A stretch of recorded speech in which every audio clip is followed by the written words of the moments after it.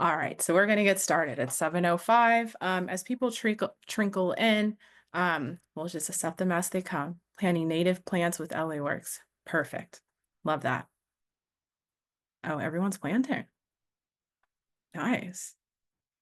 All right, so at UCLA. Oh yeah, I know you're killing it at UCLA, Max. All right, so hello everyone. Thank you for joining Black Sands tonight.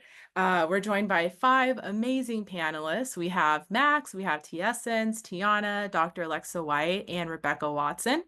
My name is Taylor, and I'm the Beach Programs Manager at Hill the Bay. So we're going to go around for introductions, starting with Max.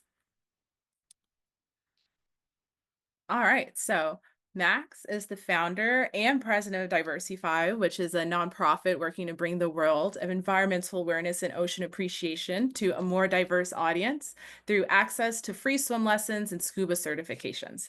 After becoming a scuba instructor in 2016, he noticed a stark lack of diversity in his classes. Through his experiences diving, he gained a more robust appreciation for the natural world, the ocean, and the need for conservation action. So he started Diversify to provide similar experiences for other people of color. Max holds a bachelor's of business administration from the University of Wisconsin-Madison School of Business, and he is currently pursuing his MBA at UCLA Anderson, focusing on sustainability and social impact. He also is very dear to Hilda Bay's heart, as he was once a healer not too long ago. So Max, introduce yourself, say a few words. Hey, yeah, Max. So honored to be in this group of people interested in chatting about these topics that are so important.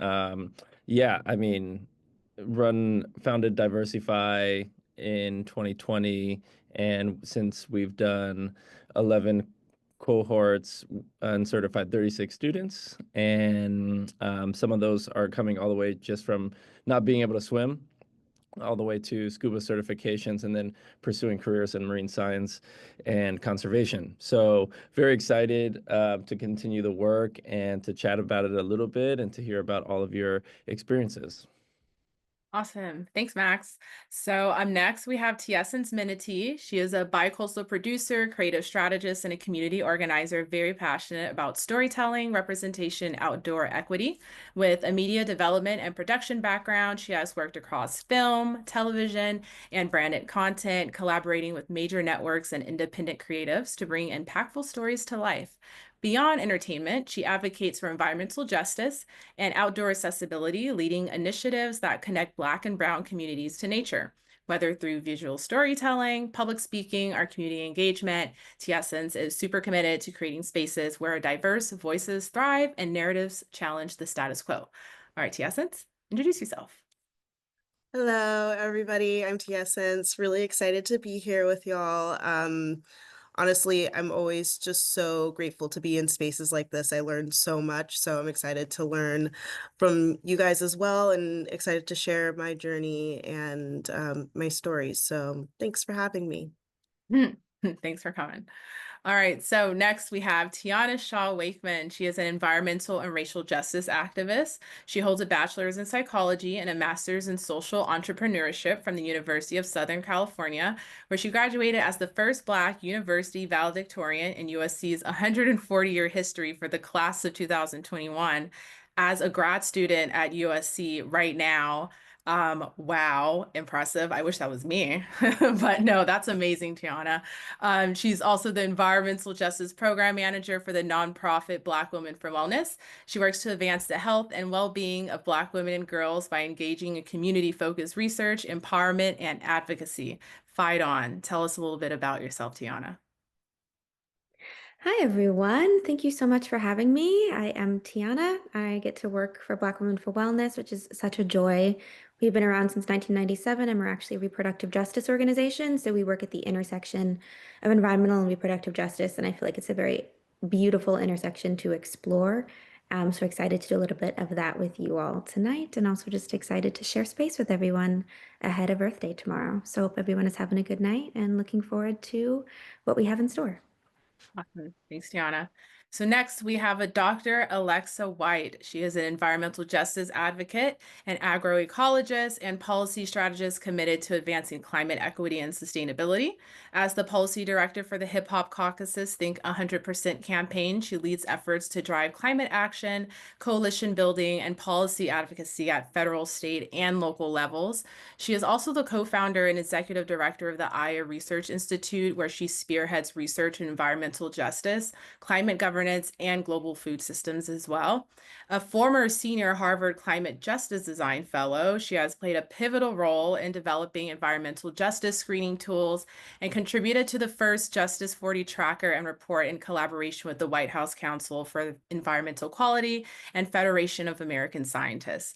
Her work as a United Nations delegate has focused on strengthening biophysical indicators for the UN Sustainable Development Goals, and she has been recognized with the 2003 Federation of American Scientists Policy Entrepreneurship Award and the 2020 World Wildlife Fund Conservation Leadership Award.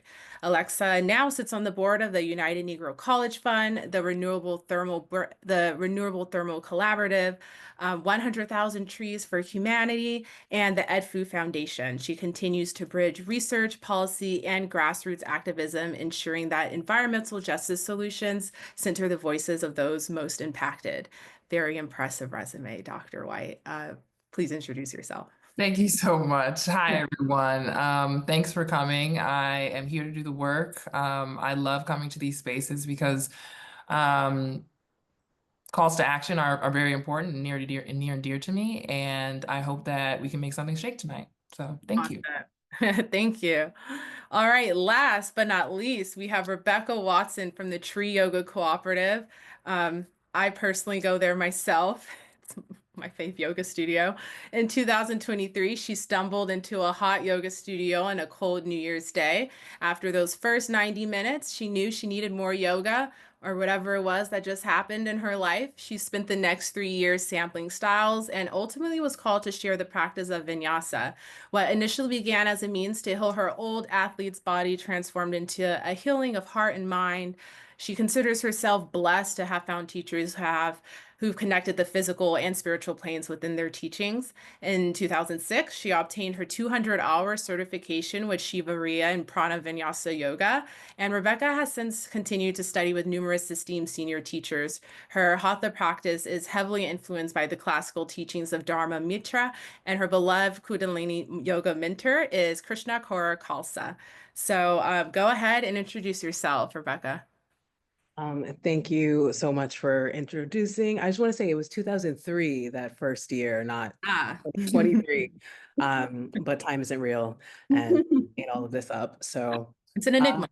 it is.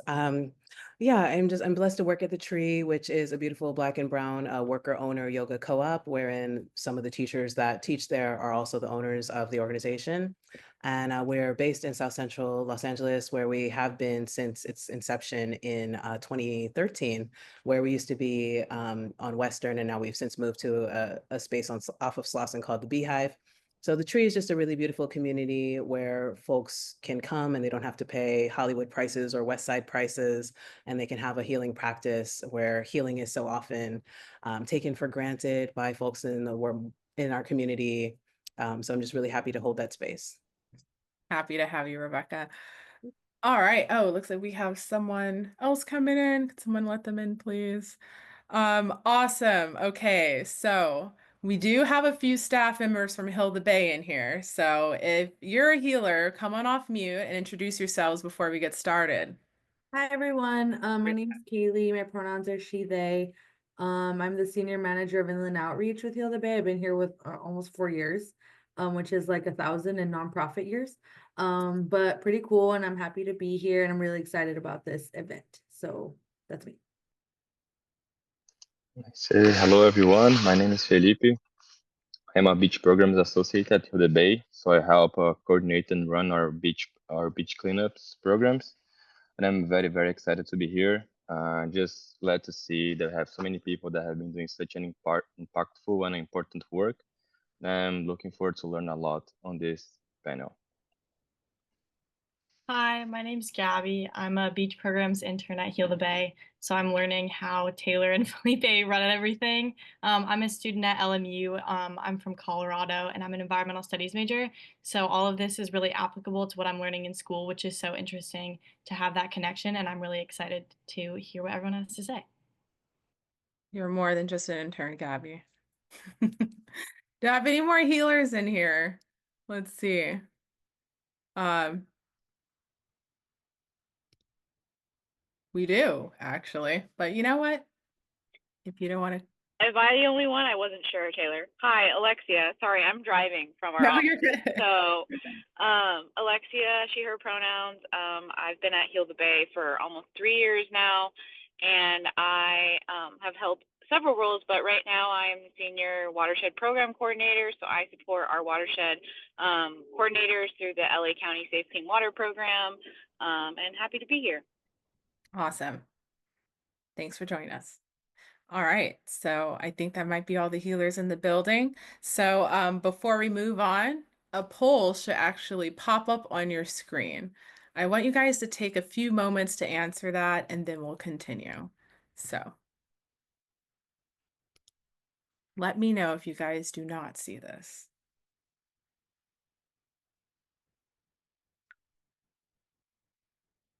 All right, perfect. I think you guys do, because I see some answers.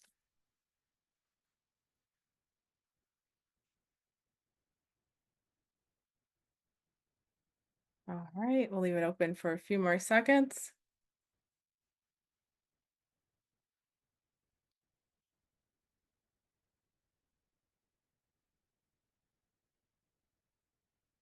All right, and in the poll. All right, so the question was, how do you feel? So let's see how you guys are feeling today. Pretty good, great, eager to share space, curious, emboldened, grateful, grounded, James Brown. Hmm, I think I might like that. I think that's a little relatable. All right, so these feelings are all totally valid, especially the James Brown, and I'm glad you guys were all open to sharing. All right, so to start us off, we have Rebecca from the Tree Yoga Cooperative. She's going to lead us through a guided moment of mindfulness before we begin the panel. So, Rebecca, take us away. And if you are able to come to a place where you can sit with a tall spine and let your feet be in contact with the ground, if you're driving, by all means, keep your eyes open. If you are safely able to close your eyes, comfortable to do so, then let the eyelids grow heavy, maybe the eyes close for a moment. And let's notice our breath here. So breathe in the next deepest inhale, hold that breath at the top. And then out of your nose, out of your mouth, your choice there. Empty exhale, let it go. Even slower, fuller. Deep inhale. Hold it at the top. See if there's a bit more room. Inhale again. And then empty out. Exhale, slow, full, let it go. When you think that exhale's done, breathe out just a little bit more as well. And we'll take one more of those. Nice slow breaths. So inhaling, fill up. At the top, maybe there's a bit more room. Inhale again and just pause with that breath. Feel the sense of fullness. As you're ready, emptiest exhale. Let it go at the bottom. Press away all of the breath remaining. And then we'll continue to breathe, right? Naturally, your breath will keep breathing you, but you're just giving a bit of attention to this breath. So you're still holding this slower, steadier breath without too much force, without too much manipulation, but you're breathing on purpose. Perhaps eyes are still heavy or closed, and just notice what you can relax about your current state. Maybe the shoulders can soften. If you're not sure if the shoulders are being held up, maybe lift them on purpose and then let them fall back down and really keep the shoulders nice and heavy. You might tilt one ear to the side or the other and see if it feels good to open or close your mouth. Nice and wide, nice and small. Maybe blink the eyes, open or closed. and letting them remain heavy. Okay. So we'll take a moment to just honor our current state. So you are the watcher of yourself in this moment, and you're also the answerer. If you ask the question, how am I? How does my body feel? How are my thoughts in this moment?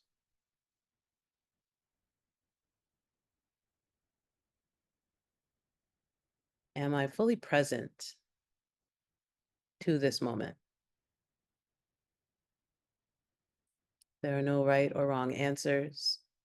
This is all just a moment to check in with yourself, to be with yourself as we exist with each other. So if you notice your thoughts are a bit busy, usually highlights of things that have already happened or predicting what's about to happen in the future, you can start to work on just returning to this moment with a very deep breath. Inhaling, perhaps the words I am, exhaling, here. So whenever you need a moment to return to yourself, you can inhale, I am, exhaling, here.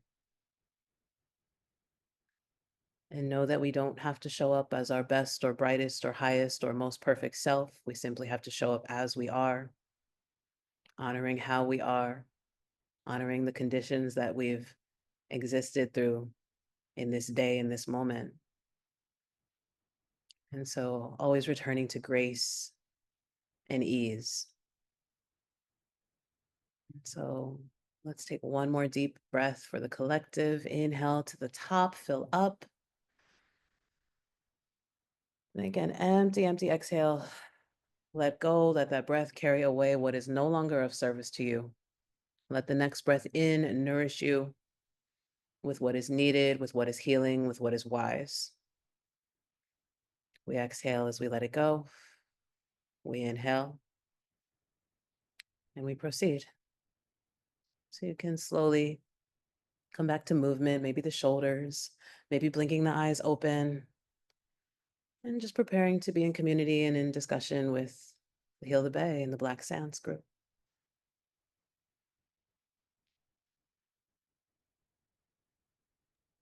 Awesome. That was amazing, Rebecca. I'm like ready for Shavasana and Yeah. it's the beginning of the panel. So thank you so much. Hopefully that was just as valuable to you guys as it was to me. I'm getting some good sleep tonight already, I know. So, all right. So let's begin the panel. Let's get into what you guys are here for. So, our first question is, what inspired you to get involved in environmental justice and sustainability, and what keeps you motivated? Who would like to take this one first?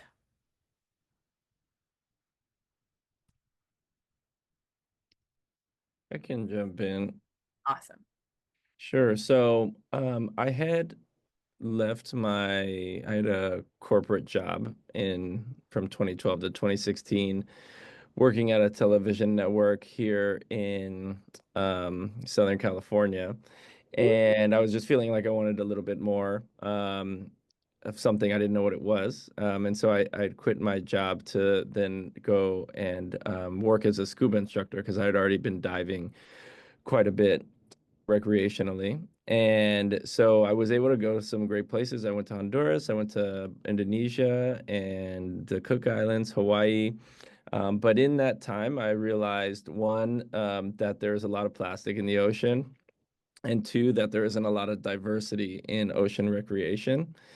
So the first came to me as was diving, and then all of a sudden a current would bring in just a wave of plastic in the ocean, and kind of, yeah, very disappointing. And I think, you see some of these places online, some of these island locations, and they look beautiful and pristine, but then, like, in actuality, when you're there, you see that there is a lot of pollution. And then on the second point, towards the end of my kind of 2-year stint, I took a Black family diving they had come to the dive shop as a part of the Wounded Warrior program.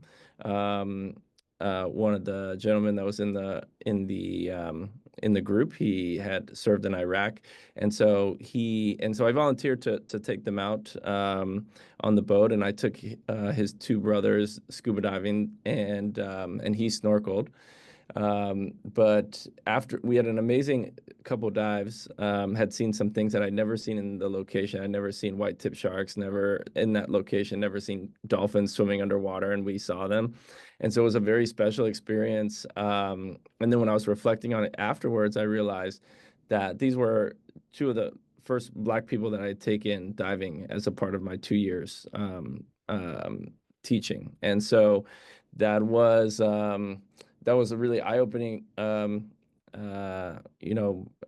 experience, in that I noticed that there was a disparity before when I was just diving for fun, but it was kind of very evident there. And I think the ocean was kind of giving me a hint that, hey, there's these folks belong here. And so that's what brought me into more the environmental justice and equitable outdoor access part of it. And so that's what kind of brought me around to starting Diversify. And I think it's really what keeps me motivated is the continued special interactions that I seem to have when I'm taking groups of diverse divers out. I've seen a green sea turtle that came up to me in Catalina Island dive park that never seen that before, and that was with one of our groups.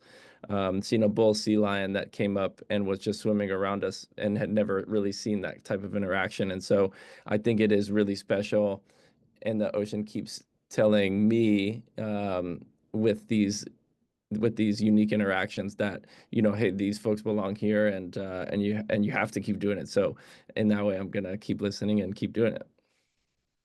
Thanks, Max. And in a way that kind of inspired your whole grad school journey, right?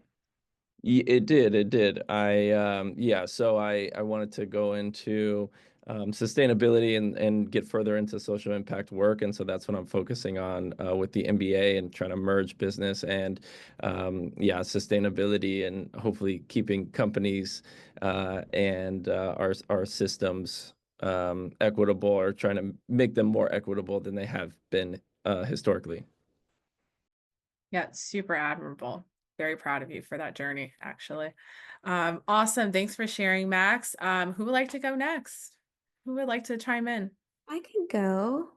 Hi, everyone. I'll start off. I'm a community educator and health educator, so I always like to make sure terminology is all on equal playing field. So just quickly to define environmental justice for our folks and for anybody who's on the call and maybe unfamiliar with the term.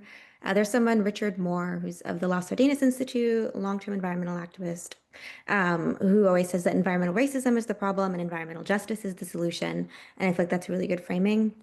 So just to say that globally, communities that have contributed the least to the climate crisis, to fossil fuel pollution, to environmental degradation, to ecological loss, to toxic chemical pollution, are the communities who are the most harmed. And those are low-income communities, BIPOC communities, indigenous groups, the global majority, the global South. And environmental racism is the sad truth of those folks being most impacted. Environmental justice is the reality that all of us, we should have a different reality, that all of us should get to live and breathe and sleep and play and exist in safe and healthy neighborhoods, and we should get to thrive, and we should get to be happy without all of the pollution and contamination around us. So in the US, Black communities are heavily inundated by environmental burdens in their communities. And I see that in Los Angeles, where I'm located. And in terms of the question of how I got into the movement, my family is actually from the South. My family's from Charleston, South Carolina. And I think a lot of people in the US and in other parts of the world still think of racism, and they think of the Confederate flag, and they think of Jim Crow laws, and they think of slavery, which are all examples of racism. What they do not think of is where your trees are located and where they're not located, and where the oil fields are and where they are not, or where the petrochemical plants are and where they are not, or who has access to clean, safe water and who does not. And that these are all very clear examples of racism in the same way that we can think of these other examples. And so for me, growing up in a place where I saw a lot of these other examples, where I saw Confederate flags waves, where my family talked about this history of chattel slavery in the United States. When I moved to Los Angeles as a student at USC, the University of Southern California, and I kind of saw the physical more clearly than I had at home, saw the reality of like where the largest urban oil field in the country was, which is in a predominantly Black community in South Los Angeles. And when I learned and did work in beauty justice, the reality of like toxic chemicals and personal care and hair care products, and just the more and more that I learned, the more and more that I read, the more that I realized, I built sort of those connections, and it was kind of what I say like my moment of obligation about what I wanted to do and the intersection where I wanted to do my work. So a lot of it was like my personal experiences growing up and how I kind of understood the world, and then that getting like built on when I added this other framework about how our environment can either help or like support our health as people, or can harm our health as people, and specifically as Black people. So that was a little bit of how I got into the work. And then I really learned and gained the framework around reproductive justice and how reproductive justice is such a big part of this, at my current organization, Black Women for Wellness, where we talk a lot about reproductive justice as the reality that all people should have bodily autonomy, birthing people especially should have bodily autonomy, should have the right to have children, the right not to have children if they do not want to, and the right to exist in a safe and healthy environment. And then a lot of these toxic chemicals, a lot of pollutants, a lot of things that are in our environments that harm us can also especially harm reproductive health and our ability to raise families in safe and healthy neighborhoods.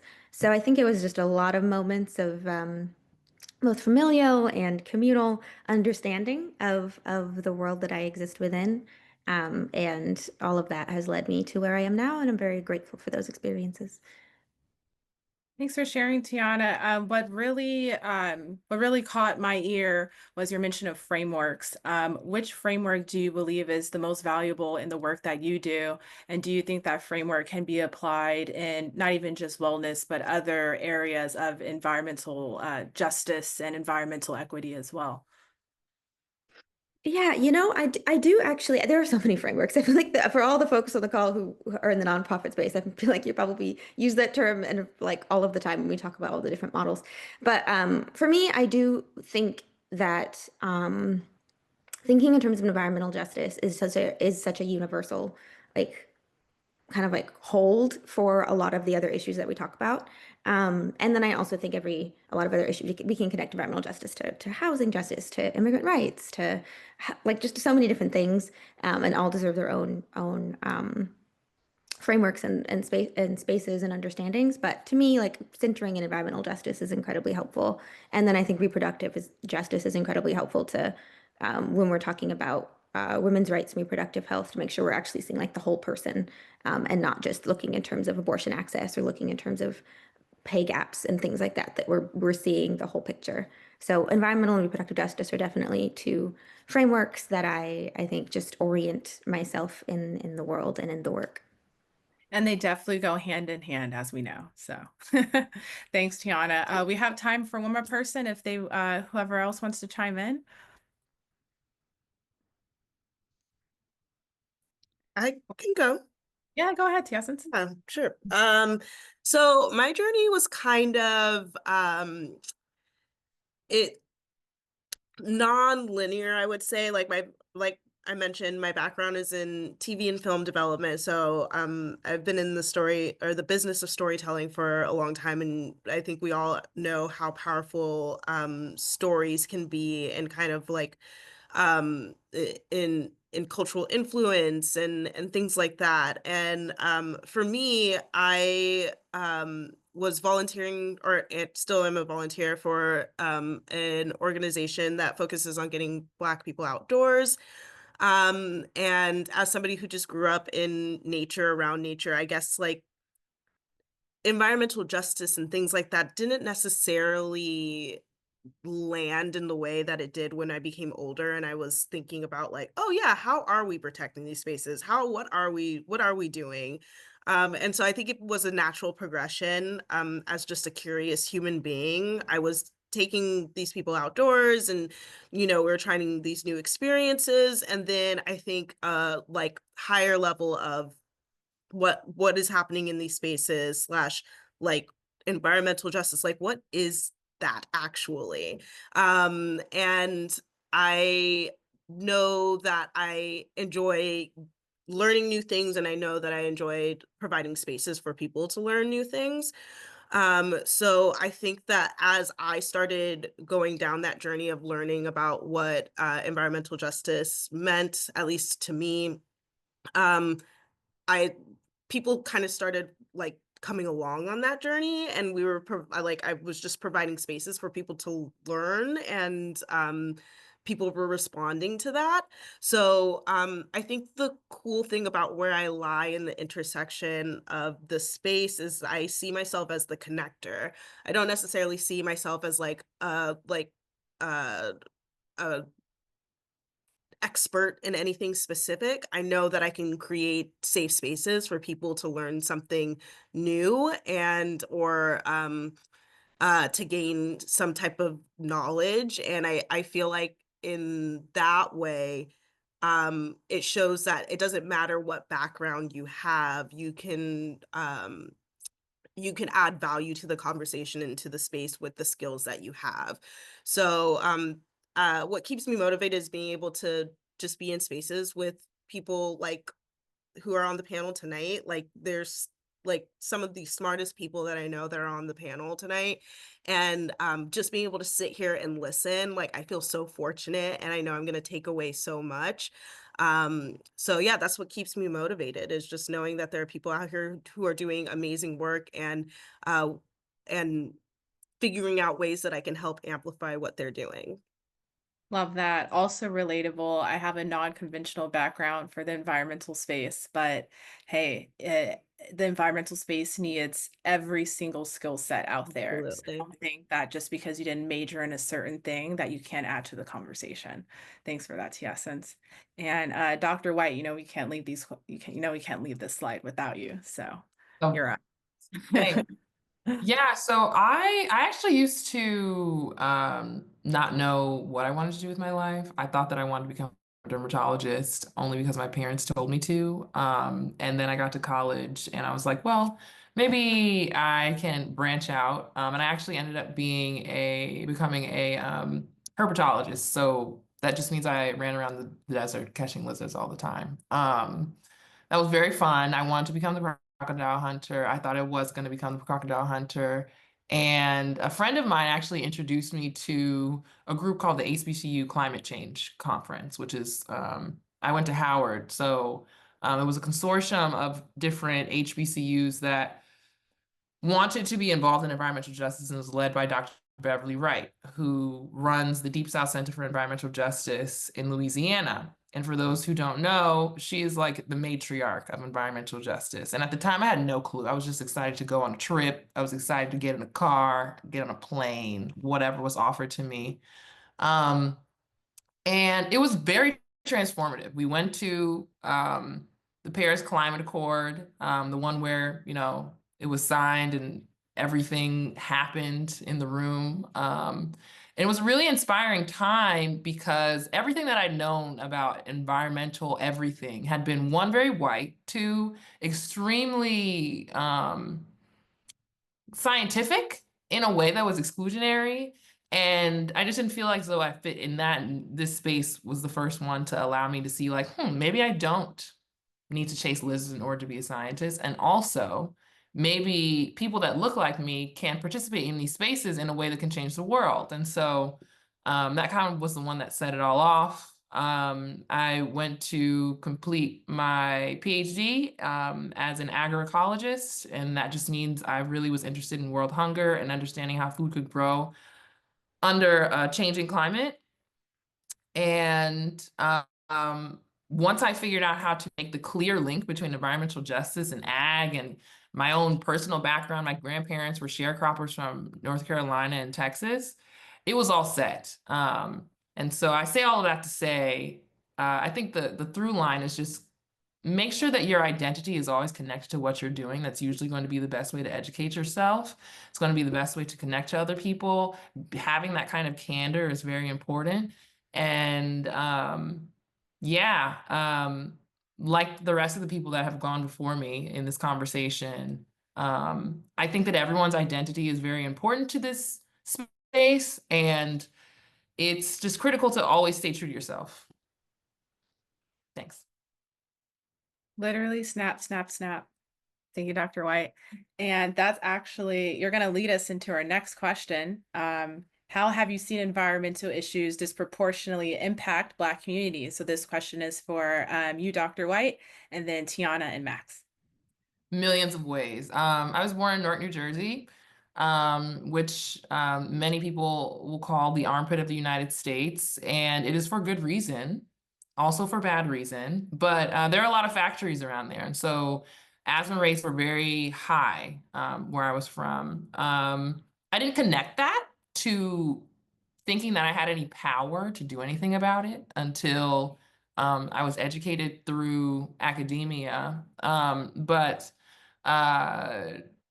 obviously now we can see through the literature, through community action, community education, that Black communities are particularly at the forefront of climate impacts. And so the areas of focus that I focus on now are within Texas and Louisiana, mainly because the Gulf is a place where a lot of liquid and natural gas facilities are, and fracking and all of the horrible things that kind of ruin, one, the ecosystem on land and at sea, as well as the communities that live near it. Cancer Alley in Louisiana, different communities throughout the Gulf of Texas. All of them are disproportionately affected, very Black communities. And I think that we now are very equipped with specific mapping tools that can detail to the zip code, to the street number, exactly where these atrocities are happening, and they are almost always Black. I will talk more about what can be done about that later, but I'll stop there. Yeah, no worries. I was wondering if you've noticed any regional differences in these disproportional impacts. Like, are they the same along class lines? Do you have any insight on that at all?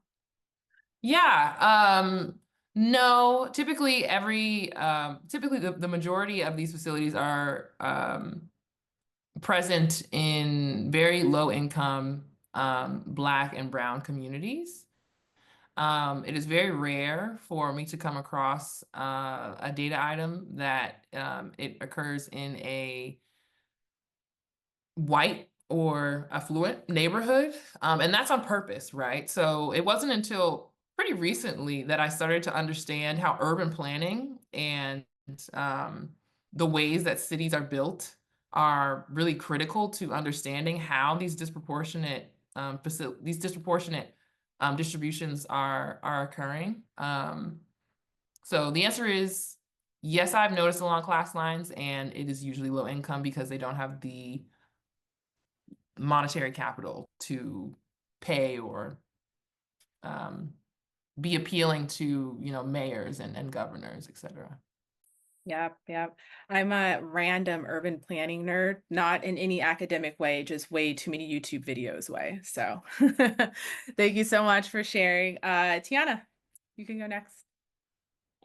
Yeah, definitely. Thank you so much I'm already learning so much. So I'll share maybe a little more locally in LA and then also about another topic. So my organization, Black Women for Wellness, we have two large umbrellas of our environmental justice work, and one of them is beauty justice, which I mentioned a bit before. And so there's another framework, but really like something called the environmental injustice of beauty, which is about how kind of like getting at why national biomonitoring data shows that Black women have high levels of beauty product related chemicals in our bodies compared with other groups. And that when we look at beauty standards for whiter European features, when we think about colorism, when we look at the regulatory landscape, in that there are over 10,000 chemicals used in personal care products. There are over 16,000 in plastics. Some of those can leach into personal care products.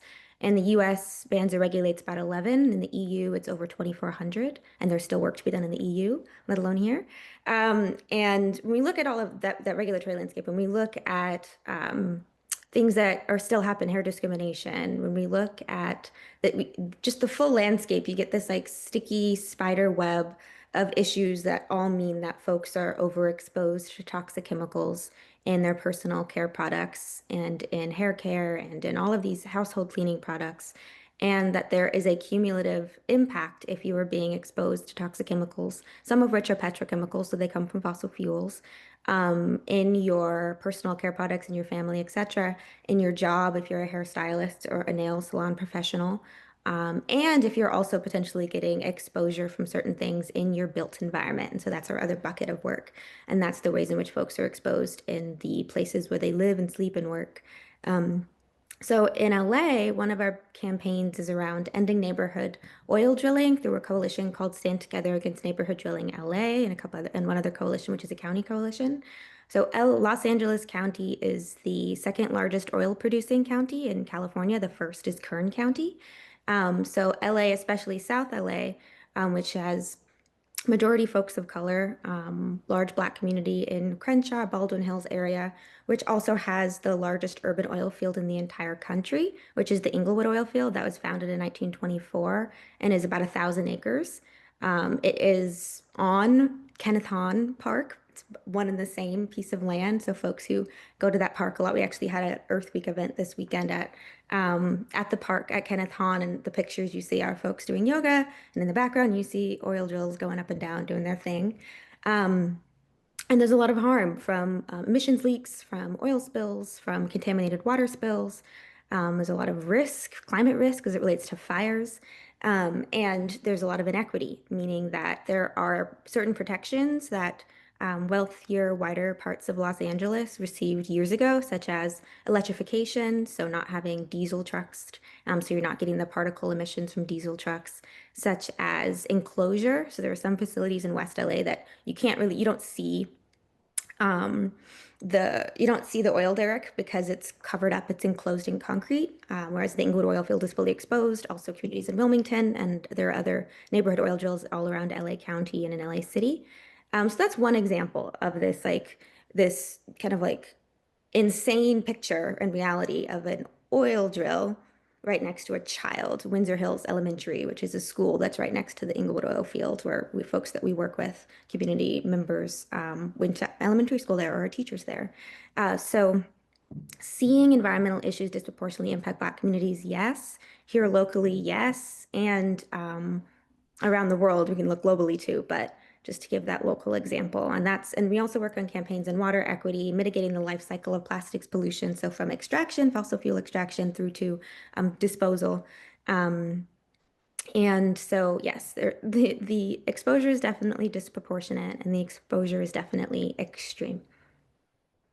Yeah, thanks for sharing. That really hit home for me. I grew up in Ladera Heights. That's where my family's from. So I always would look over at those oil fields like, should we be living here? And it's like, people bring their families there because it's a nice family-oriented, safe neighborhood, but you can't help but overlook the rolling hills of oil fields. So yeah, thanks for sharing. All right, Max, you're up.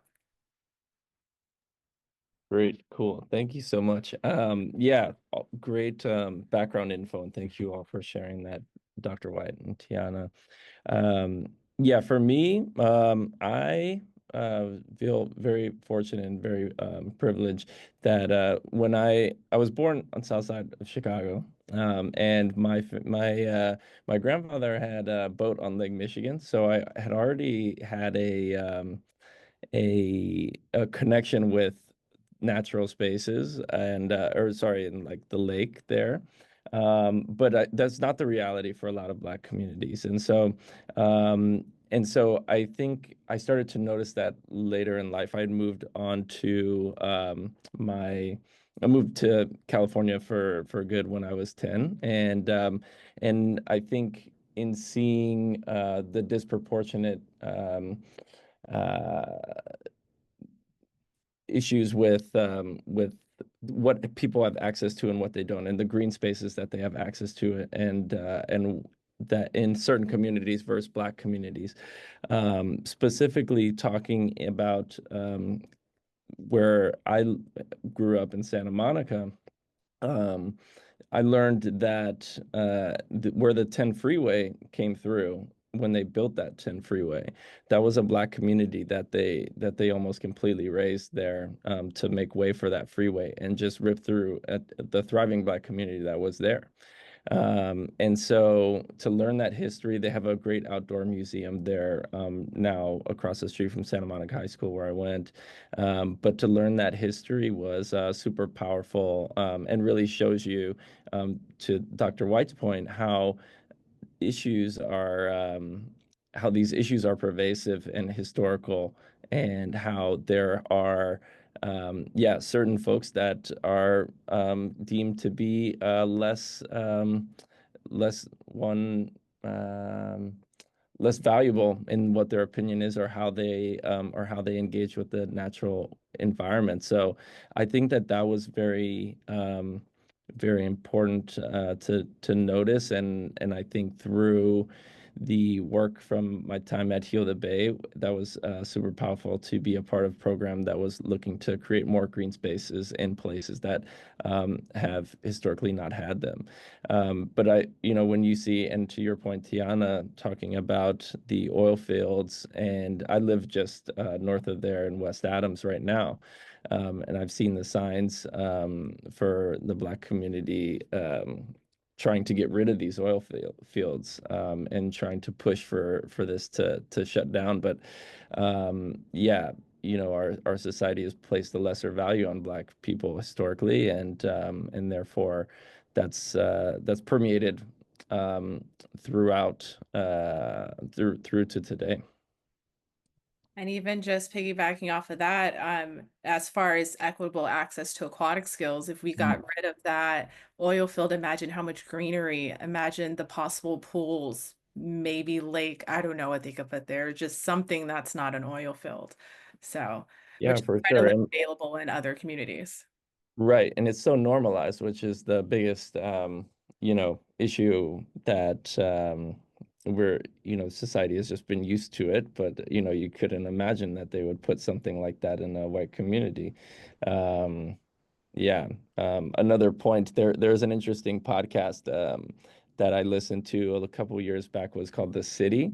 And this is specifically focusing on a story about Chicago, and how on the west side there was a dump site, an unofficial dump site for construction waste. And this was right across the street from an elementary school on the west side, that was Black community. This was a couple years ago, but very worth it to see. I'll see if I can find the link and drop it. But I think that's that's a quintessential story about just Black folks having it's in society being regarded as lesser than. I'll be looking for that dropped in the chat because I'm interested. I'm looking for any links that y'all mentioned, by the Yeah, way. exactly. Looking. All right. Thank you guys so much. We're going to move on over to question 3. This question will be for Dr. White and Tiana. How do race, culture, and history influence how Black communities experience and respond to environmental challenges? Tiana, you can go ahead and start us off.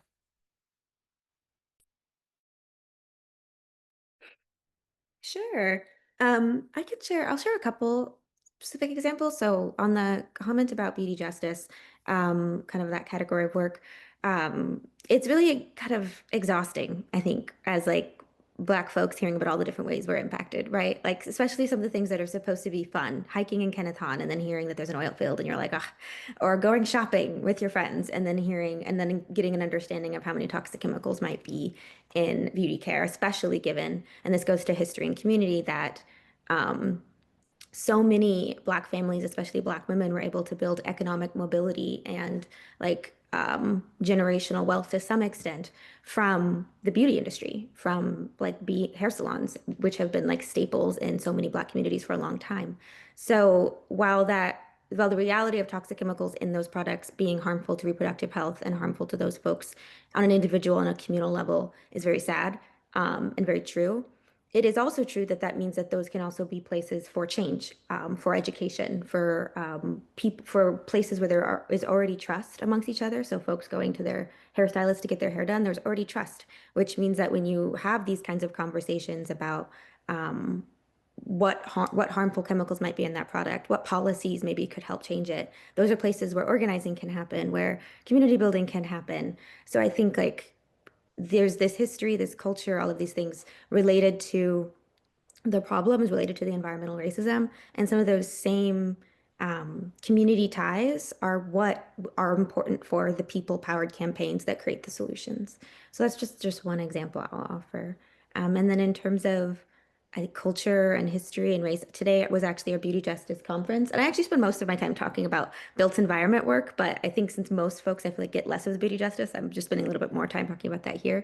We had our first annual beauty justice conference today, and so I think just being around folks spend a lot of time talking about how, as we are looking towards the future, and as we are thinking about what a different world could look like, a world that is actually within all of our imaginations for equity, for justice, for universal health care, for clean air, clean water, these crazy ideas that are actually very full and valid and real and can happen. We are also trying to do it in a way and look at it in a way that is true to our cultural heritage and to the unique experiences of Black Americans in this country. And so I'm excited about a future where some of those dreams become a reality, and I'm excited about the tools that we have with us to make that the future. Yeah, that kind of reminds me of the whole debacle about carcinogens and like hair relaxer that's specifically marketed to Black women. And I think that debacle is probably over like a decade ago, but it's just crazy that things are allowed to just kind of like make rear its head in like the most subtle ways that you won't really notice and sometimes won't learn about until like 20, 10 years, 30 years later. So, yeah. All right. So, Dr. White. Yeah, of course. I'll respond to the second part of the question about kind of how people respond, how Black populations and communities have responded to environmental justice challenges. One, we lead the way, to put that very bluntly and clearly. When I was speaking about Dr. Wright kind of being the matriarch of environmental justice in a more kind of like academic way, there are about three different kind of people and organizations that I would say have kind of paved the way for us to have these conversations, for Justice 40, which gave money towards environmental justice on the federal level. And they are one, Dr. Beverly Wright, the Deep South Center for Environmental Justice. Two, Dr. Bullard, who is also known as the father of environmental justice. And then Peggy Shepard at We Act, who has done a significant amount of work in New York on the subject of environmental justice. And historically, if we were to look at the progress that they have made, they have given us the statistics that are necessary, done the studies that are necessary to put environmental justice on the map, and that has all been very Black-led. Legal advocacy, infrastructural demands, community-driven data collection. All of these things have been led by Black people, and I kind of want to shed a light on the positive aspects of Black culture in relation to environmental justice, because I think it's very important for us to realize that we've done hard things before. I would say that most on this call are probably of the next generation of environmental justice leaders. And it has been documented that within Black communities, there is a significant level of concern about climate change in comparison to other communities. And so if there's anything that you leave from this call today knowing, is just that Black people have always been in leadership in the space of environmental justice, although we may not see their faces, at larger organizations or, at different tables. The root and the movement has always been Black. And It's 11 o'clock. that's the main thing I wanted to say. It's 11 o'clock. Well, thanks. I don't know where I heard this, so this is so anecdotal, but I heard this somewhere. When it's Black led, it's for everyone, basically. Like there is rarely a time where it's like anything that is advocated for isn't applicable to other communities of color, other disadvantaged communities as well. So, yeah. Thank you so much. And Kaylee, as Hilda Bay's resident environmental justice guru, do you have any 2 cents on the topic? Anything you want to ask our panelists? To ask. Well, I would just want to appreciate everybody's perspective that you've shared so far. I think all the work that you all do is super exciting.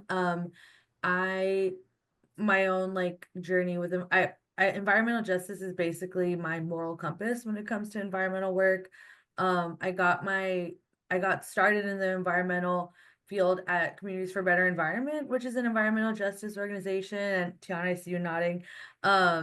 It's the best, right? So I feel like that super impacted me and like shaped the way I like view environmental work. So I'd say in the last couple of years, I've started working, in like the access space and like the conservation space a little bit more with the Marine Protected Area Collaborative Network. And it's kind of brought up for me personally, like how access is a part of environmental justice too. So I think it'd be cool to hear any one of you kind of expand on that because that's just something I've been thinking about. So I'd love to hear people's perspective. Yeah. Who wants to take it? Sorry, and by access, I mean like access to like, right? Yeah. Yeah, access. I mean, yeah, this is something I focus a lot on, and with Diversify, I mean, systemically, and maybe this is getting away from this specific question on the page, but to Kaylee's question about access. Yeah, I mean, historically, when you have generations of people that were barred or discouraged from visiting national parks or going to a public pool even to learn how to swim, then that permeates through generations. And that, yeah, in historically, if people are not, or your grandparents are not swimming or not, and are discouraged from swimming, then your parents are likely to not swim, and therefore you are less likely to swim as well. So that's kind of the barrier that we're trying to break down, that has been brewing for a long time, and it takes time to get rid of that, and that's how stereotypes come about as well. But I think a really powerful thing in relating back to the question on the screen is that there are some incredible Black community groups here in Southern California and beyond that I've been fortunate to connect with, such as Black Surfers Collective, SoFly Surf School, Ebony Beach Club, that are really trying to take that back and doing some amazing work to bring people together and to normalize Black folks being outside on the coast and just enjoying it in the way that is uniquely theirs.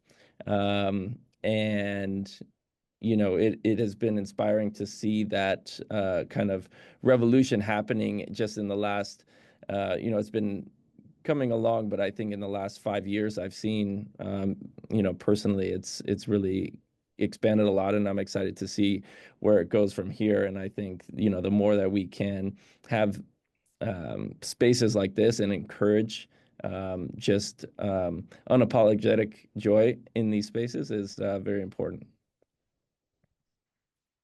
I can piggyback off of Max and kind of look at it from the perspective of like how connection helps shape identity, if that makes sense. Growing up on the central coast of California, like all I know is like ocean. Like the ocean is part of my identity. Like that, like um it it was, I guess as an adult, it was so odd to me that people didn't have the access that I had. Like my mom always jokes that like when I was like when I was a kid after school, I expected to go like to the beach after school because that's what, like, I lived 10 minutes from the beach and that's what we did. And I didn't realize that other people didn't have that. And so when we're talking about like how to like about access and like getting people activated and energized and excited about being in the space, people need to be connected to, like, they need to have a reason to care. And so access really does provide that connection. So being able to recreate on the in the ocean or in nature and creating that personal narrative for themselves so that they have their own reason as to why I need to protect the space versus somebody who's really, really smart telling me that I should protect these spaces, right? So I think that access really is the key, because once you have access, then people can decide and figure out for themselves how they can best service and protect and steward. Totally. Yeah, Thank you. I feel like kind of just like two quick things. When you said access, I also thought about like Dr. White. I love what you shared because for me, I felt like I still remember the moment I heard the term environmental justice. And I remember the person who taught me about Warren County, North Carolina, because I'm from the South and I moved to California. I was like, why are we not talking about these issues back home? Why were these things not coming up? And then I learned like, no, a lot of these folks, like Dr. Wright and Dr. Bullard and Warren County, like a lot of these things started in like my home and I had no idea. I didn't have access to that information. And I was so when I why wasn't I signed Toni Morrison? Why wasn't I signed James Baldwin? Why wasn't I offered this rich history of my people? Why wasn't I offered access to that truth so that I could better understand my truth? Like, and so to me that's another point of access. And then another piece is I felt like got back home, the environment was always framed as something that was far away and untouchable. Like it's like the wilderness, the forests, this like mythical, ethereal thing that I didn't have access to and that wasn't around me. Instead of like the environment is also my backyard. It's also like my park, like down the street, even if it was run down. Like the environment is where I currently sit and live and exist. And we have those connections and um, we have that like community care for the neighborhood that we live and exist, even if we didn't necessarily have access to the like national parks or these other things. And so I think to me, both like the truth, the reality, the history, all of these things were very important. And I think access to that is important. And then also reframing what we mean when we talk about the environment as everything. And that's something we are actively a part of, even in an urban environment, even in an urban place. Yeah, what all of you have said has kind of brought up a few things, right? I think in talking about access, like naming things, I think is really important, right? When I started at CBE, when I learned what environmental justice was, because I also didn't know that, it was like, oh, because I grew up and I'm back in my hometown, which is an EJ community, right? And I'm like, oh, so that's why there's no trees here. That's why it looks like daylight at night because I have very bright lights outside all the time, That's why there's no healthy food options. That's why everybody in my family past a certain age has diabetes, everybody's sick, all those things. So I think that just speaks to the importance of like naming things and like sharing that information. And I know like I don't want to take up too much time, but that's also bringing up kind of like another question in the EJ space. I'm curious if you all have like encountered this sense of like, being in an EJ space and being from an EJ community, talking about this stuff all the time can be really, really heartbreaking sometimes, right? And really intense because you're talking about something that's not abstract. It's something that you live every day and something that people that you care about experience every day, right? So thinking about like, we're talking about once you connect people to nature, then that'll foster some kind of like engagement or something, right? So in a perfect world, how would you envision connecting like access to green and blue spaces to people who are directly impacted by environmental racism every day? Like in a perfect world, how would that happen? And then that's my last question. I know we got to move on and stuff. Great question, Kaylee.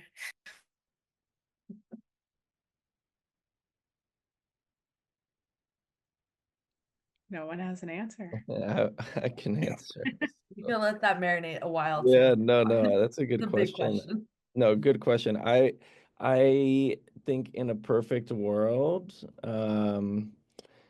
yeah, I mean, I think you have, well, one, I would just call back, your your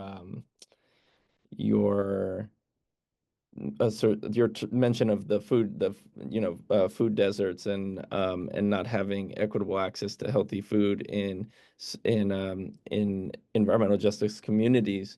Yeah, you go to certain places and there's nothing but highly processed fast food restaurants, and so I think changing that, getting hyper local in terms of like getting uh, young kids the access to learn about growing food. I think in growing food in your community and locally, and learning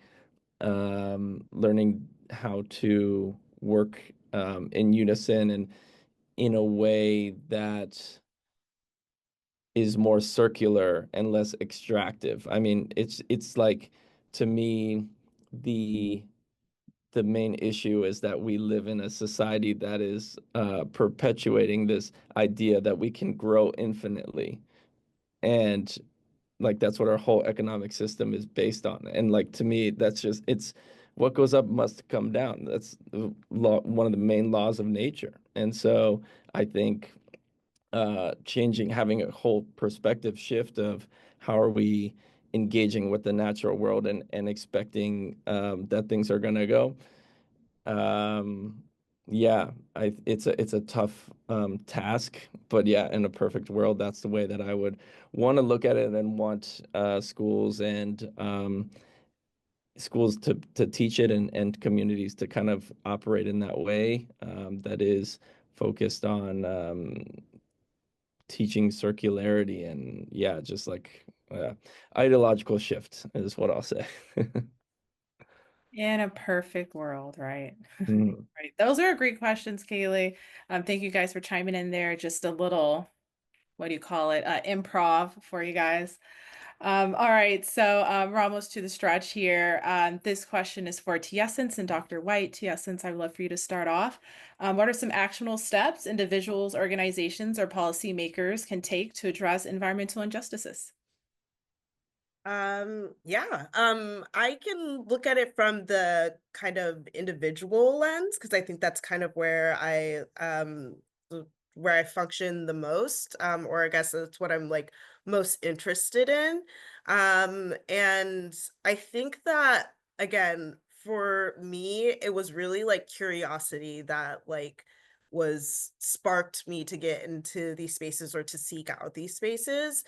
Um, I think that some actionable items that I personally took was um like literally like Googling like my like interests and like the spaces that I wanted to occupy and what I wanted to learn, and finding groups and organizations and other individuals who were already doing that work, and kind of putting myself in those spaces.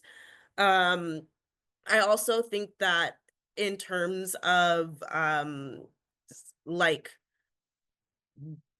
getting involved in the movement, taking a hard look at like what are your skills? Like what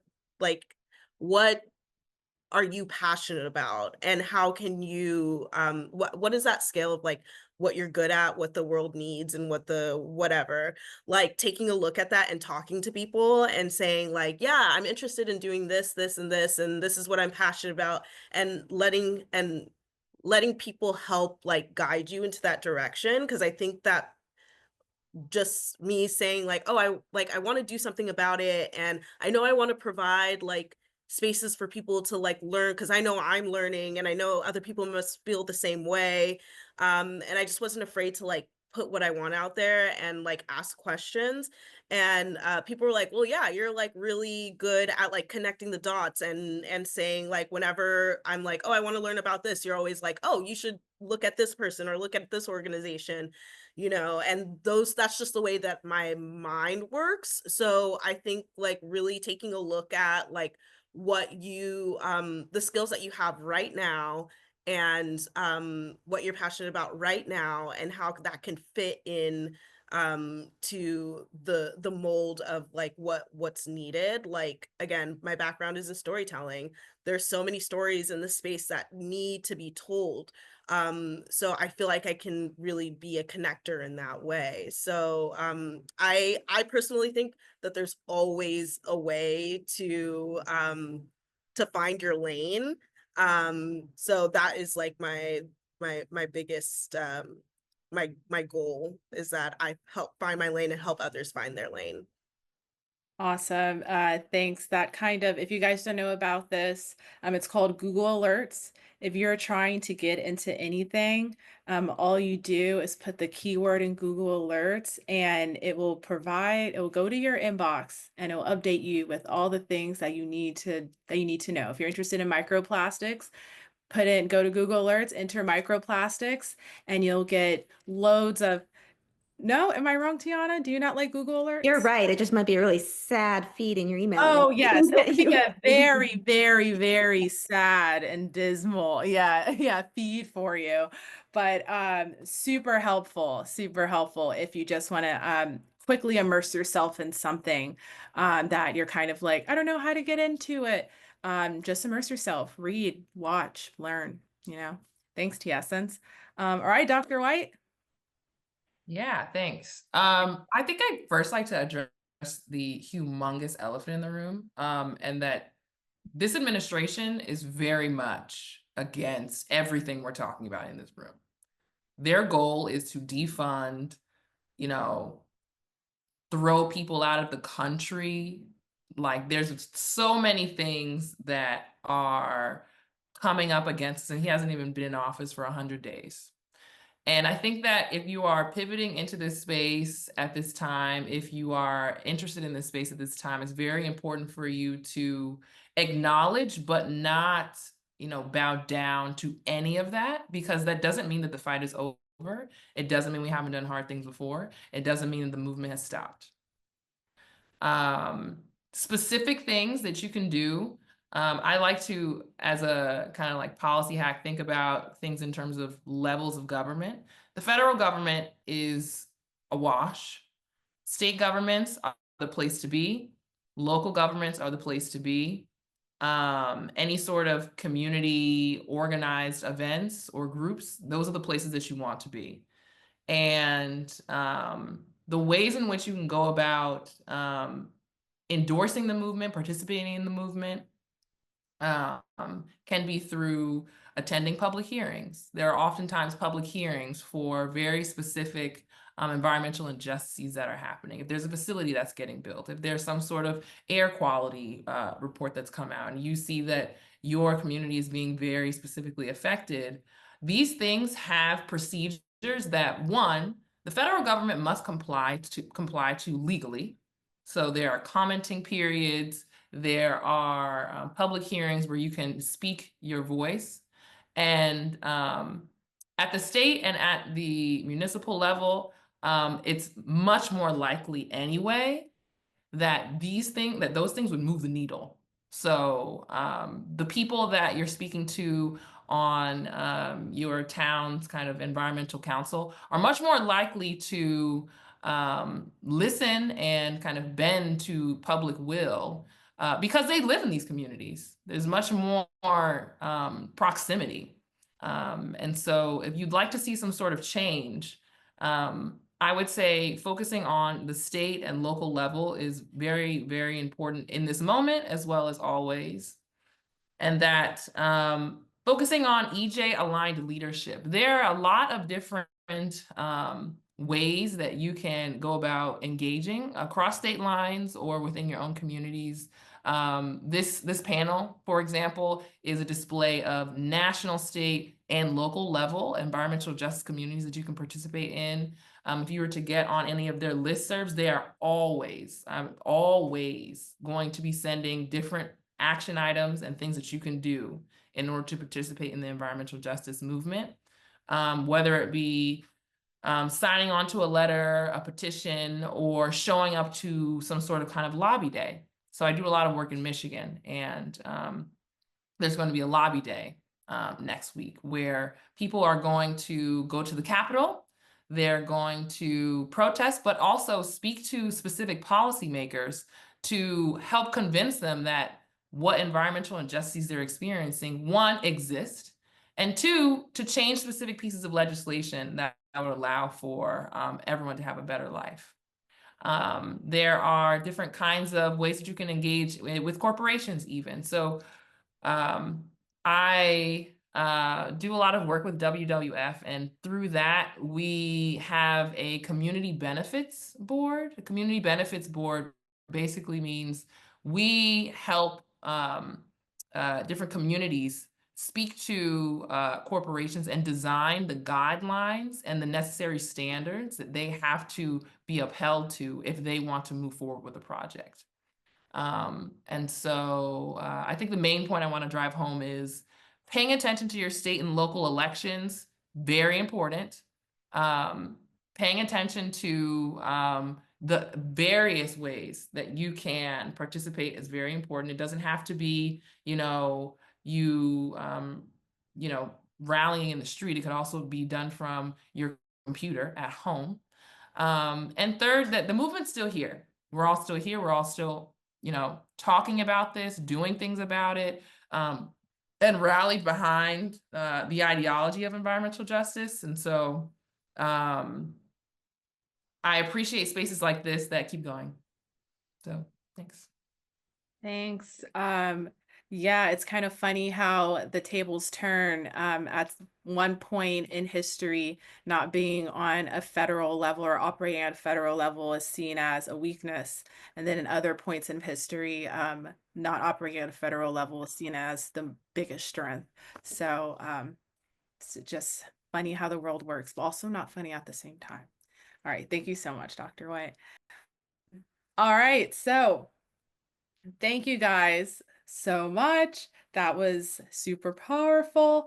How can we encourage more Black voices to participate in environmental advocacy and leadership? This is going to be a quick one, just like a few words, something that you think is practical, actionable, and that most people can digest. This is a question for all panelists as well. I can start. I'm gonna say, oops, sorry. Yeah, I'm gonna say meet folks where they are. So if there's ways that we can introduce or incorporate environmental or EJ education into programming and events that we're already doing in the culture, like trivia night or other things that we're doing that kind of are at the intersection. I think that that's a good way to start.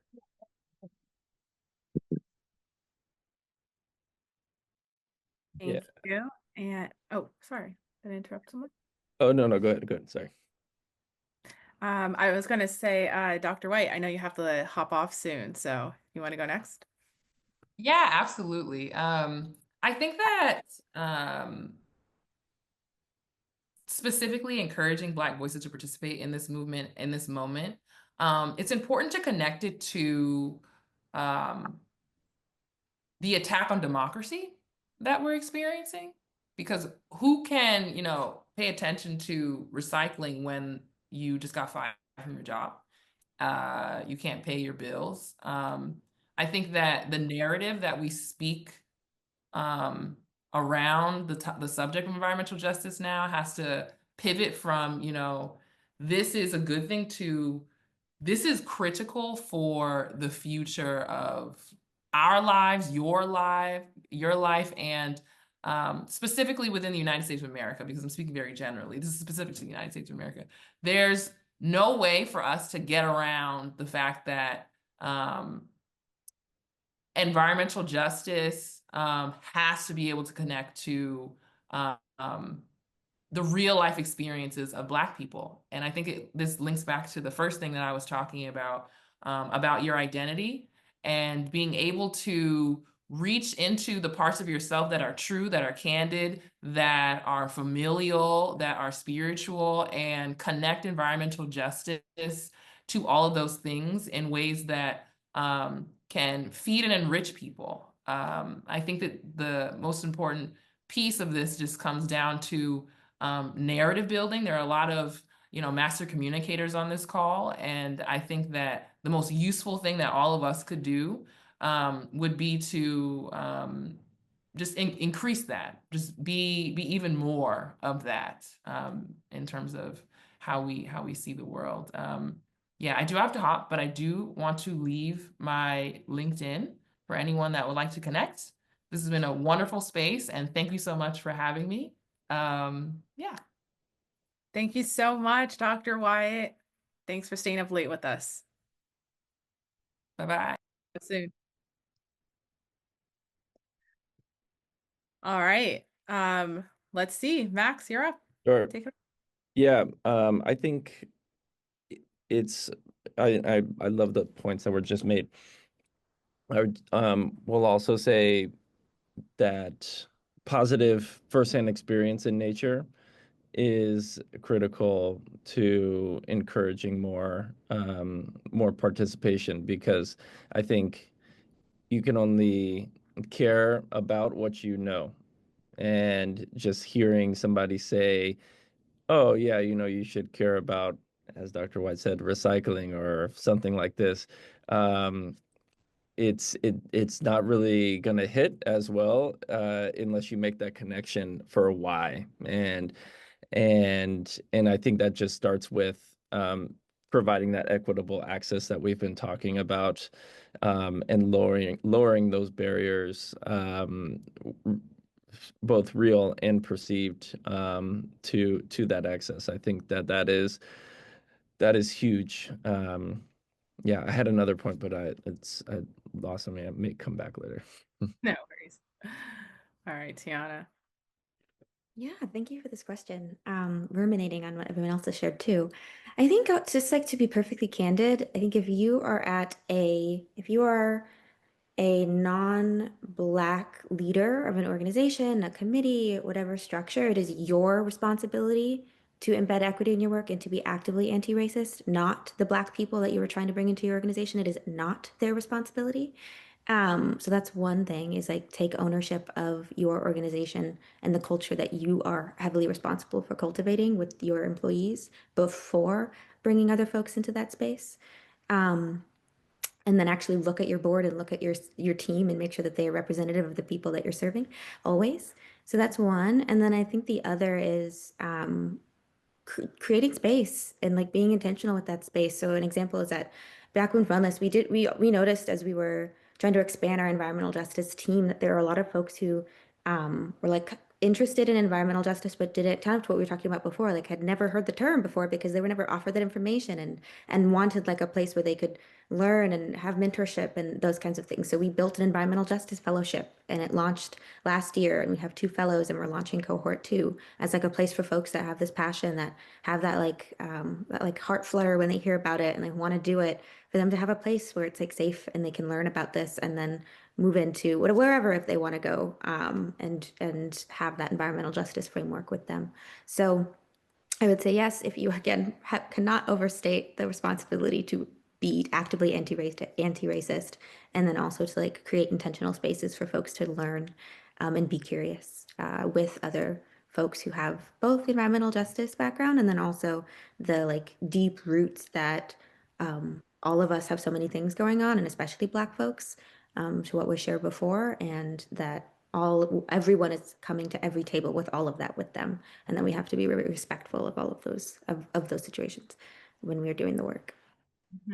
Love, very love the point of it's not the responsibility of your Black workers that you bring in to carry the burden of the failures of anything that includes diversity and inclusion. You I couldn't have said it better myself. Rebecca, our Zen guru, this is one for you too. Okay, so I would share that uh, your work doesn't, I'm coming from more of a recreational standpoint. I love the outdoors. I love yoga in the outdoors. I love hiking. And, I work with some orgs that, such as Black Girls Trekking, Walk at LA, like people that have communities that found justice through other lenses that are also, in the outdoors. So environmental advocacy can also look like taking up space. It can look like showing up and, sharing that online, sharing that in real life. And I think just if you're nervous about leadership, don't feel as though you need to step into this role of a leader right away, but be willing to simply be present and take up space and share that, with your collectives and your communities that you're already a part of. Mhm. Thank you for sharing. All right, so in one word, panelists, what gives you hope? And as you guys answer that for the attendees, I have another poll for you. I want you to put in one word, what gives you hope? So go ahead. First one to take it.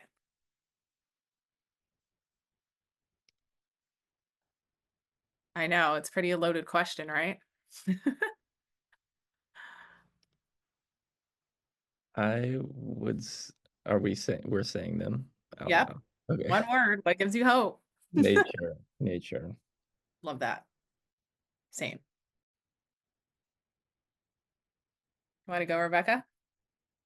Yeah, I was typing in the poll. So regeneration, that nature knows how to heal itself, and then we can also tap into that energy. Mm-hmm. Snap, snap. Tiana, what are you thinking? I see you Thinking deep. about love. Love. Love gives me hope. Love conquers all.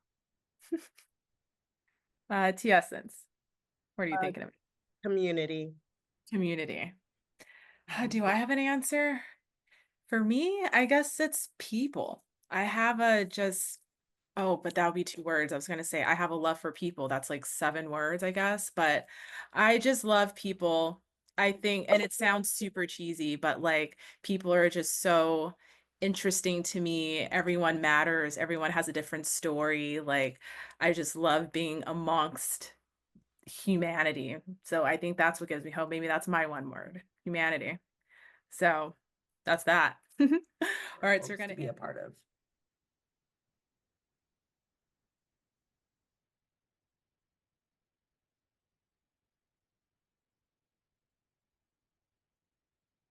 probably their organizations, Joe.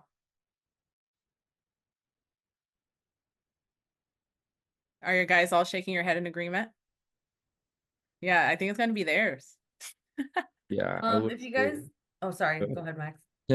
No, that and like any community gardens or organizations, I'm not sure where folks are living, but that are focused on environmental justice.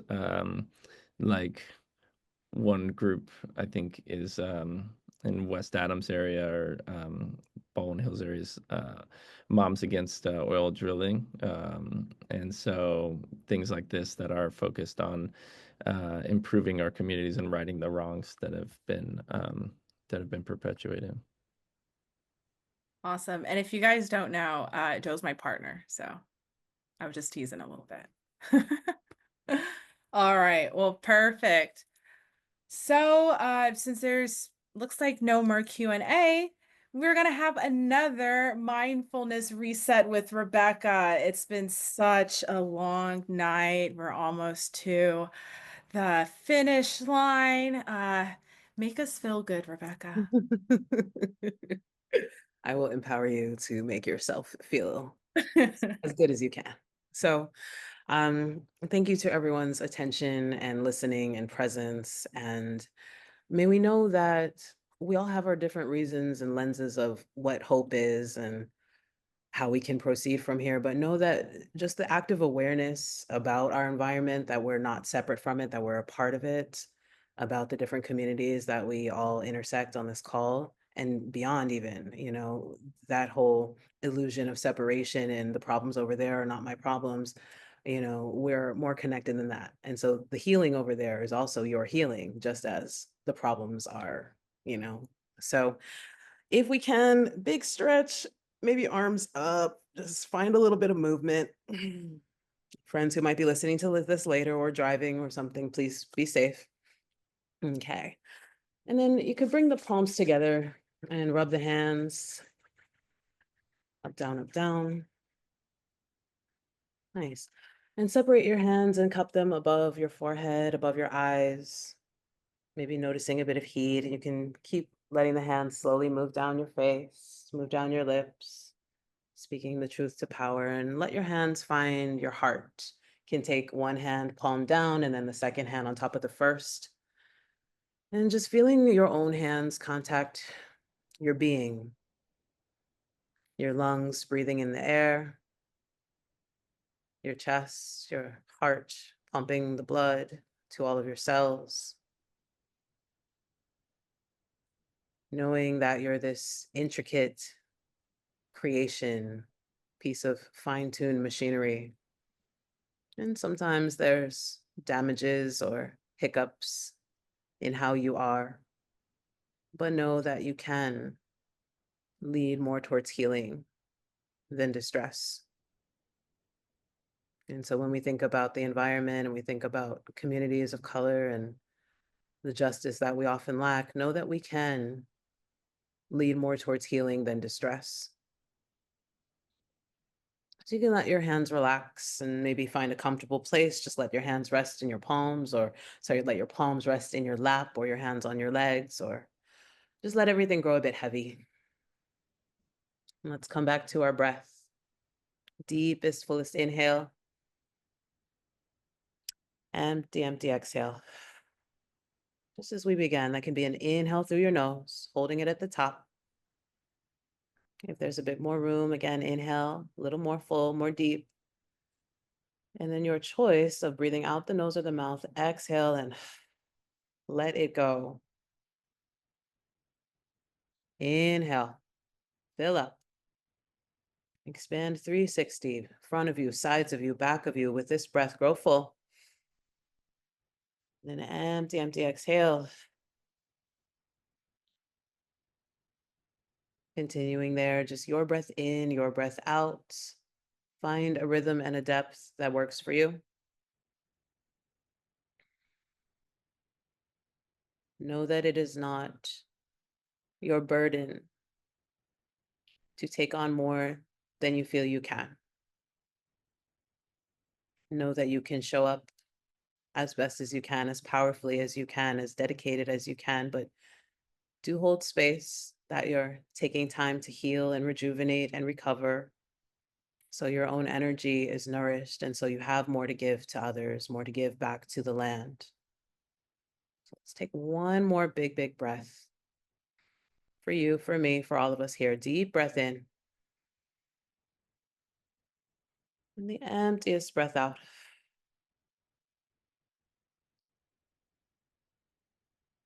Let your mind offer yourself a moment where you were in nature or you were in the land and you were completely at ease. Maybe you were alone, maybe you were with a loved one, a friend. Was there water? Were there mountains? Was there beach?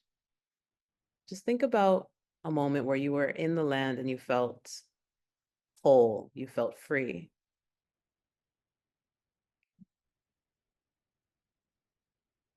Know that you can always come back to that moment you've already experienced, and you can seek out those moments more and more to come in your future.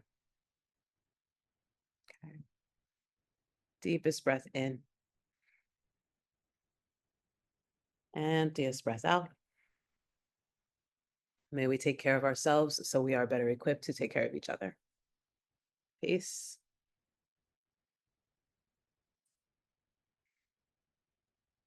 Great. My mental health just went up 100 points. Thank you for that, Rebecca. Absolutely, Taylor. Thank you. All right, so we don't have much time left, but I do feel like there is value in small, intimate settings. So we'll be breaking out into really quick breakout rooms. Dr. White actually had to leave a little early, so we'll have 3 breakout rooms. We'll have the first one with Essence, second one with Rebecca and Tiana, and then I guess room 3 with Max. We're going to randomly assign you. These are some discussion points, some topics that are posted here. So take a screenshot if it's helpful. After the breakouts, we'll have some time to debrief to talk about any amazing insights and covered in the rooms. And then we'll be wrapping up. So let's get these breakout rooms open and let's get you guys in there. And you guys will probably have about like 5 minutes for these breakout rooms. So very quick discussions.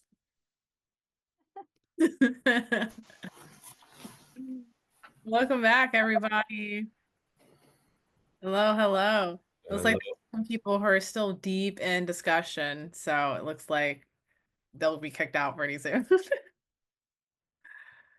All right, I think everyone's back. Hi, welcome back, everyone. How was everyone's discussion? How'd it go? Great. Great. Love to hear it. We went to the last second. I know, yeah. I saw and heard.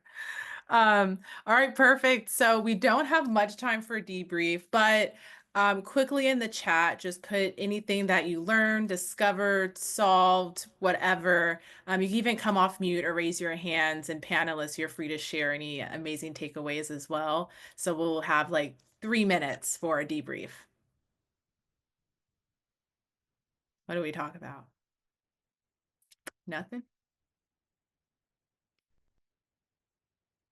Or it's just none of my business? No. Okay, I can go. Yeah, I mean, we talked about the importance of community organizing, and being and basically cross collaborating in this time when there are so many barriers, at least at the federal level, specifically to building this, to making these things happen, and basically pooling our resources and our energy to create more impact, I believe. Yeah, and then also just like the importance of realizing that we can't put all of our eggs in the nonprofit basket. Like, we have to do stuff outside of nonprofits as well, because systemically they are not all very equitable. Yeah. Isn't that the truth? Thanks, Max. One more person want to share from their group, not from Max's group? What did you guys talk about? I can speak to the mindfulness group. We each chatted a bit on what wellness practices we use to, return to a baseline of ease when the world is hectic and life is lifing. So, I mean, folks had different practices: being in nature, going to the park, hooping, riding, um, yoga, being with family, so many practices that we can always just employ to get ourselves a little more grounded when we know we need to. Awesome. Thanks for sharing, Rebecca. All right, that's our debrief. Like I said, if you have anything else, just throw it in the chat. We are supposed to do a departing mindfulness with Rebecca, but I feel like we maybe just did one, but totally up to you, Rebecca. Do you want to do a quick little a mindfulness quickie, or? I think it's served us the one we've already had. If we could just commit to another deep breath. Okay, breath out. Okay, yeah. Fullest breath in. Hold this one at the top. And find a little more room. Inhale, expand your infinite. Then exhale. Let it go. May we seek out the information that we need to enact the things we need to enact. May we do our best without stress. Amen. Peace. Great breath. Mhm. All right, guys. It was a long time coming. To wrap up this panel, I really want to thank all of our panelists, all the attendees, all the staff, all the friends, my partner who came out to support us tonight. It's been a fantastic evening. This will not be the last Black Sands. It is the first, but won't be the last. So stay tuned. If you want more ways to get involved with Hill the Bay, you can scan that QR code you see on your screen. And to finish us off, panelists, come off mute, share how attendees can get more involved in your work as well, or drop a link in the chat. And yeah, give us some, I keep saying last words, but give us some last happiness.